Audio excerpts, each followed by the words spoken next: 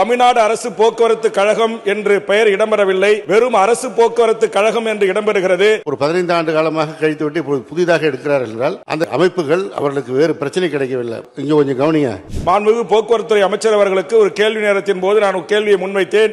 தமிழ்நாடு அரசு போக்குவரத்து கழகங்களில் தமிழ்நாடு அரசு போக்குவரத்து கழகம் என்று பெயர் இடம்பெறவில்லை, வெறும் அரசு போக்குவரத்து கழகம் என்று இடம்பெறுகிறது.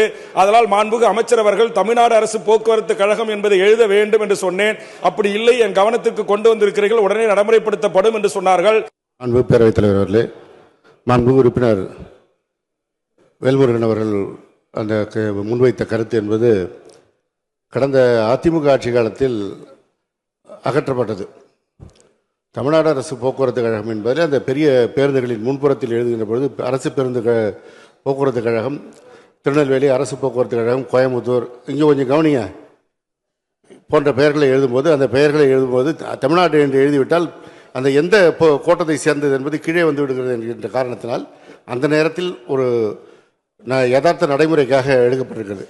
அது இத்தனை ஆண்டு காலம் கழித்து விட்டு ஒரு 15 ஆண்டு காலமாக கழித்து விட்டு புதிதாக எடுக்கிறார்கள் என்றால் அந்த அமைப்புகள் அவர்களுக்கு வேறு பிரச்சனை கிடைக்கவில்லை. முதல்ல பஸ்ஸு சரியில்லைன்னா இப்போ புது பஸ் விட்டாச்சு, எல்லாம் நல்ல பேருந்துகளாக போயிட்டுருக்கு அப்படின்னு சொன்னார். இப்போ கடைசியாக நீங்கள் எல்லா பள்ளியிடத்து அரசு பள்ளி, உயர்நிலைப்பள்ளி, அரசு மேல்நிலைப்பள்ளி இப்படி இருக்குது, அரசு மருத்துவமனை இப்படி இருக்குது. இந்த இடங்களில் எல்லாத்துலேயும் நம்ம பண்ணோம்னா நம்ம தமிழ்நாட்டில் தான் இருக்கிறோம். இது தமிழ்நாடு தான், தமிழில் தான் பேர் எழுதிருக்கு. இது ஒரு சிலர் அவர்களுடைய அடையாளத்தை கொண்டு வருவதற்காக செய்கின்ற செயலாக இருக்கிறது.